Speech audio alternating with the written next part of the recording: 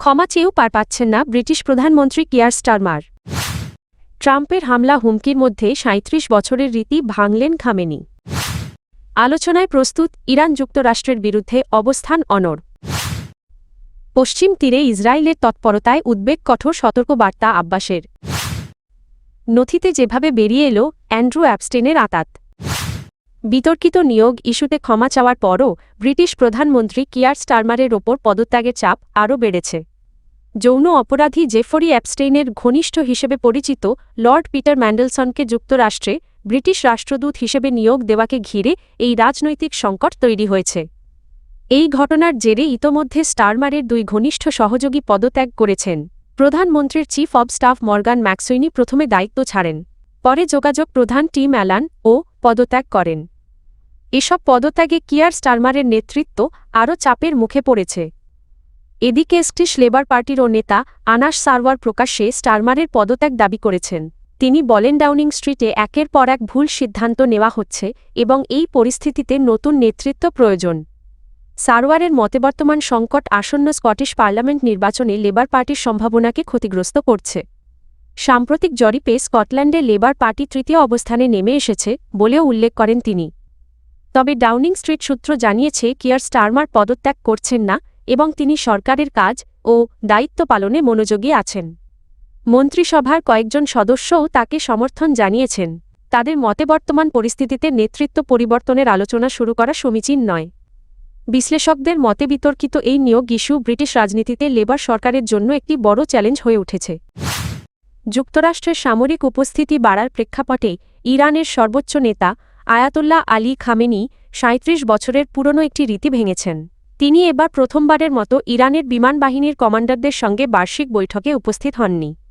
ভারতীয় সংবাদ মাধ্যম এনডিটিভি সোমবার এক প্রতিবেদনে জানায়, প্রতি বছর ৮ই ফেব্রুয়ারি অনুষ্ঠিত এই বৈঠকে আয়াতুল্লাহ আলী খামেনি ১৯৮৯ সালে সর্বোচ্চ নেতা হিসেবে দায়িত্ব নেওয়ার পর থেকে নিয়মিত অংশ নিতেন।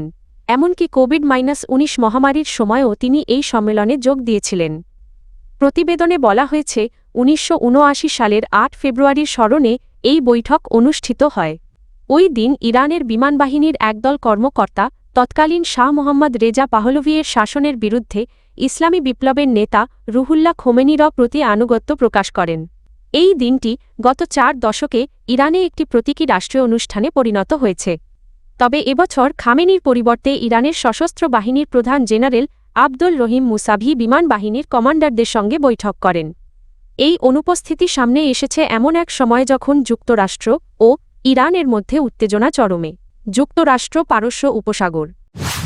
যুক্তরাষ্ট্রের সামরিক শক্তি বৃদ্ধি ও হুমকির ভাষা প্রত্যাখ্যান করেছে তেহরান।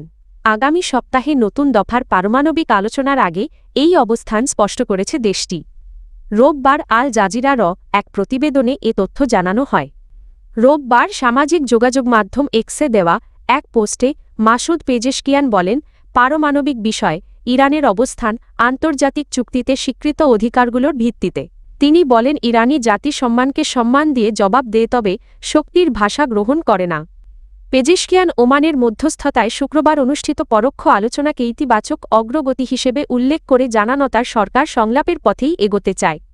ইরানি কর্মকর্তারা বলেছেন, তারা কেবল পারমাণবিক কর্মসূচি নিয়েই আলোচনা করতে প্রস্তুত এবং দেশের সার্বভৌমত্ব ও স্বাধীনতা প্রশ্নে কোনো আপোষ করবে না। একই সঙ্গে তারা অঞ্চলে যুক্তরাষ্ট্রের সামরিক উপস্থিতি বৃদ্ধির কড়া সমালোচনা করেন। এদিকে তেহরানে পররাষ্ট্র মন্ত্রণালয়ের আয়োজিত এক ফোরামে ইরানের পররাষ্ট্রমন্ত্রী আব্বাস আরাকচি বলেন, ১৯৭৯ সালের ইসলামী বিপ্লবের পর থেকেই স্বাধীনতা ইরানের নীতির কেন্দ্রবিন্দু। তিনি জোর দিয়ে বলেন, বেসামরিক প্রয়োজনে ইউরেনিয়াম সমৃদ্ধকরণ থেকে ইরান সরে আসবে না, এমনকি এর ফলে যুক্তরাষ্ট্র বা ইসরায়েলের সামরিক হামলার ঝুঁকি বাড়লেও। পশ্চিম তীর অঞ্চলে ইসরায়েলের সাম্প্রতিক তৎপরতা দ্বিরাষ্ট্র সমাধানকে গুরুতরভাবে হুমকির মুখে ফেলছে, এমন সতর্কবার্তা দিয়েছেন ফিলিস্তিনের প্রেসিডেন্ট মাহমুদ আব্বাস। সোমবার জর্ডানের রাজধানী আম্মান এক সংবাদ সম্মেলনে তিনি বলেন, আন্তর্জাতিক আইন ও বৈশ্বিকভাবে স্বীকৃত সিদ্ধান্ত উপেক্ষা করে পশ্চিম তীরে দখলদারিত্ব ও সম্প্রসারণবাদী কার্যক্রম জোরদার করছে ইসরায়েল।